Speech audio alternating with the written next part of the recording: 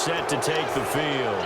And the interception last time on the opponent's side of the field, certainly not what they wanted. Put it mildly, that is so frustrating because that signifies there's a drive going on. You're in a good spot, great place to run some of your best offense.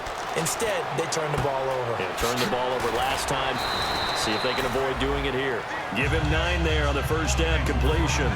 Seeing that play and understanding just how tough it is to cover tight ends, especially the ones running around the NFL nowadays, makes me glad I didn't make it in that league. I would have had a really difficult time. But now you get to sit up here with me. Yeah, and that's fun, isn't it? And what a really nice gain right there on first down for them.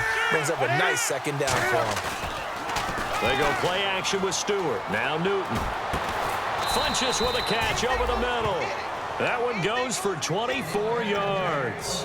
So after that big play, let's see if they can catch their defense maybe on their heels. We often, with Cam Newton, talk a lot about his legs. Don't forget about that arm.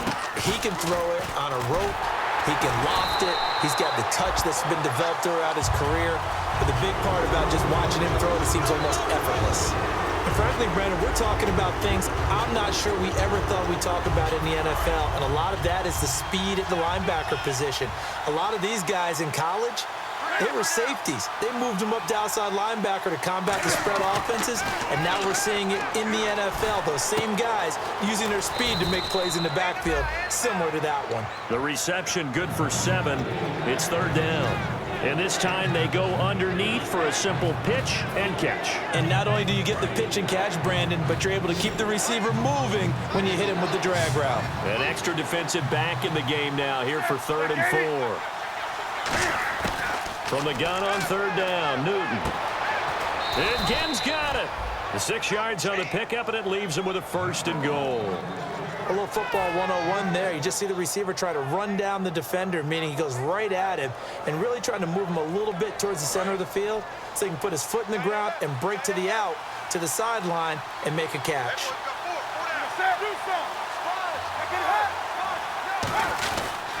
Newton turns and hands to Stewart. And not a whole lot there. He does get a couple, taking it from the 5 down to the 3. Tough day. Tough sledding right there, and it's been that way the entire game. Not a whole lot of room to ramble for him. Yeah, you're right. It's been that way all afternoon. Didn't get a whole lot better there. They come out here in the eye. Offense working with a 2nd and goal now from the 3. And give him 2 yards officially, and now it'll be 3rd and goal. Well, big man with ball met bigger man on the other side of the line. A really nice play for the defense. Now the Panthers get set, 3rd and goal. And the defense has to account for Cam Newton on this play. They come out with 1 back and 3 tight ends. Trying to punch it in, Stewart. And he is in. Touchdown, Carolina. Jonathan Stewart, his 4th touchdown on the year. And the Panthers add on to their lead. Able to punch it in on 3rd down makes it easier for those guys on the sideline. They didn't have a 4th down decision to make. Yeah, could you feel the exhale? Because they were already thinking ahead, as all the good coaching staffs do. Anticipating, will we have to make the call? They already had it lined up. Never even got to it. This fielded a few yards into the end zone. And he'll take this up past the 20 and down at the 22-yard line. Here comes the Falcon offense now as they get set to take over here. And they had the fumble last time that led to a touchdown. That's a no-no. We'll see what they do here this go-around. A big no-no. Put that in capital letters. Turning it over, the other team takes it down and scores. That could be a deflator for a football team. Now it's up to the offense to get back out on the field and pick things up. Well, they're out there. We'll see if they can pick those things back up. I hope I don't sound too rah-rah on that one, but that's the exact right throw.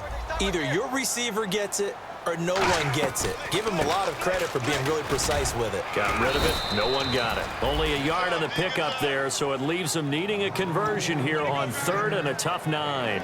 I do know from experience that when you slow down someone's running game, you're now doing the dictating on defense. And guess what? Now you're getting ready to tee off on their quarterback because they have to throw it all the time. But you still have to be alert for the draws and other plays of that nature to make sure you don't get hurt. Let's go. On 3rd down, he'll drop to throw.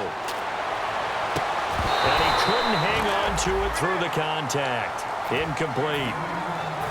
So on 4th down, the Falcons will call on Matt Bosher to punt it away.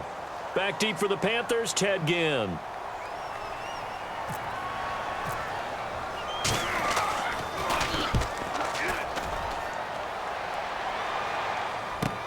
Here's Ginn. That's a 49-yard punt, 8 though on the return. And the Panthers will get it here as they take possession. Here's the Carolina offense as they get ready to take over here. And they were able to punch it in the end zone last time. They'll be looking to do that again here for the defense.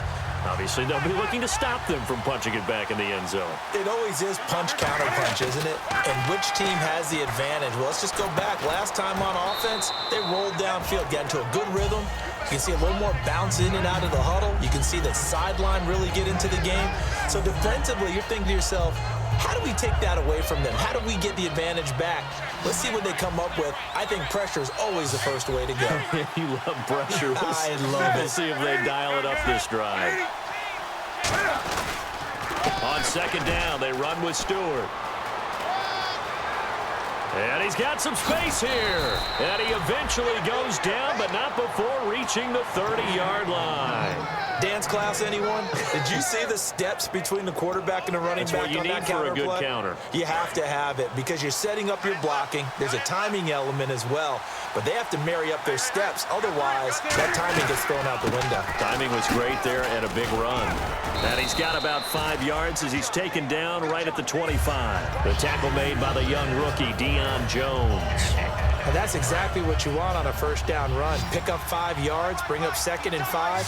The defensive line, though, they've got to figure out a way to out-leverage the guys up front because the offensive line is winning at the point of attack. And caught left side, Olsen. And he'll take this into the end zone. Touchdown, Carolina. Greg Olsen, his 2nd touchdown on the season. And the Panthers add on to their lead. And he's able to put it through. Gano now following the touchdown here to kick it away. That's fielded in the end zone. And with the new rule, that decision to bring it out will cost him about 5 yards as he only gets to the 20.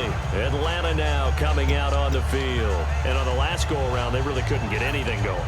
They had to punt from deep inside their own territory, which means you're going to lose the field position battle as a general rule. What they're looking for now is a little more consistency, move the ball at least a few times on offense, get a couple of first downs, and hopefully flip the field. Yeah, just something to build off of. That's what they're looking for here. No gain on the play there. 2nd down. No gain on that run, and while this team is down, they're not out of it by any stretch of the imagination. Maybe you just have to think about different style of running in order to get this guy going. Again, they'll run with Freeman. And he'll get only a couple up to the 22. 2 minutes to go here in the first half. We're back to Atlanta right after this timeout.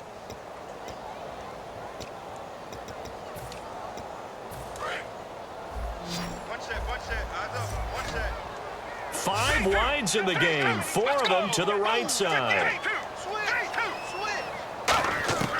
Out of the gun now on 3rd down. And this is going to be incomplete. He was looking for his tight end, Jacob Tamme, there. And it's 4th down. Here's Matt Bosher now. On for his 2nd punt. He'd take a repeat of his 1st. He gets this one away, and boy, it's another boomer. Now it's Ginn. A good return there, 17 yards. And the offense will come back onto the field with a 1st and 10. Here's the Carolina offense as they get ready to take over here. And they will simply, Charles, be looking to duplicate what they did last drive when they were able to push it in for 6. And they hope it'll be that easy, right? To be able to take exactly what happened before, replicate it. They may have to make a few additional changes along the way because I'm sure the defense will make some adjustments, but they've got to have great confidence having scored the last time out.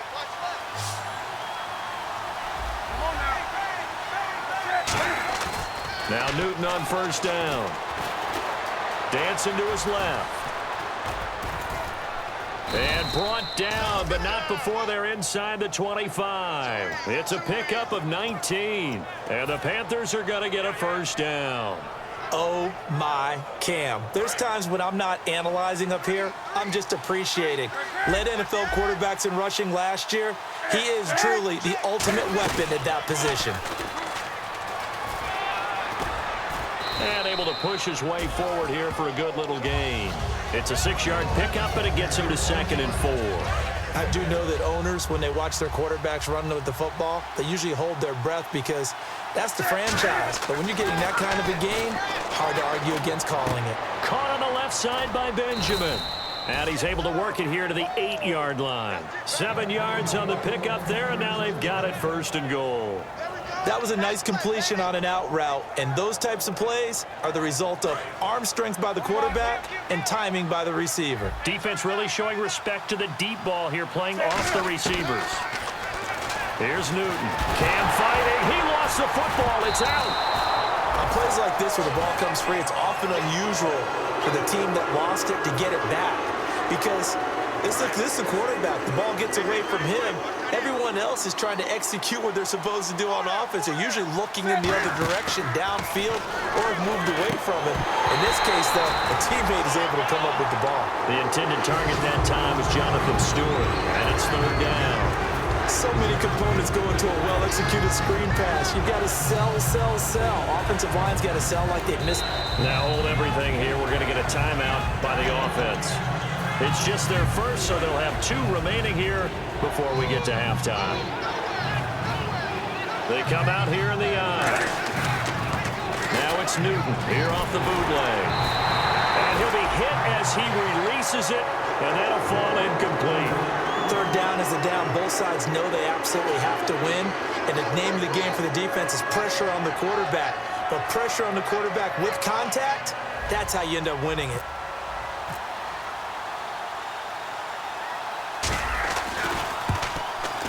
And Gano's kick is right through. And that will make this now an 18-point ball game. It's a little bit of time left here in the 2nd quarter, but they get the field goal near the end of the 1st half to expand that lead. Now, that's got to feel good, but they can't let up. Now on the kickoff, they've got to make sure they don't give up a big return or a big yardage to set up the other team for one last chance to score themselves. Atlanta now coming out on the field. And with time quickly fading here in the 2nd quarter, not sure how aggressively, offensively they want to play this. I think we'll find out just how much they trust their guys in this situation if they decide to take a shot. The drive will start with a carry by Devontae Freeman. And he'll get this up over the 25 to the 26. Give him 5 on the carry there, and it'll be 2nd down. We have hit halftime. Still 2 more quarters to go. Okay, well, so much for the halftime report here. Guy can't even finish his Snickers. We're going to get right to the 3rd quarter. Let me spit this out. This fielded a few yards into the end zone. And last year that would have been a net gain of 5 on the return. This year he stopped where he would have been if he had taken a knee, and that's at the 25. Now the Falcons offense gets ready to head back onto the field. They have the ball here for the inaugural drive of the 2nd half. Pretty big deficit, though. We'll see what adjustments were made in that locker room. And I never want to make something more important than it actually is, right? I don't want to create more hype than what is there. But this is do that? I'm doing it, though. This is a really important drive. And we often talk about teams scripting plays to start a game.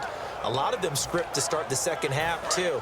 And they're scripting something that they expect to get them into the end zone and back into this game. We'll see if that script is a good one for them.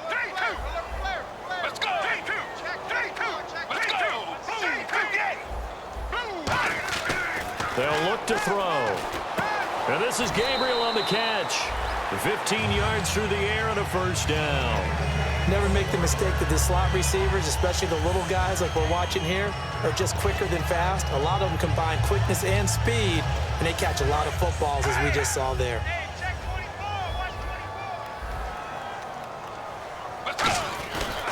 Now a handoff. It's Freeman.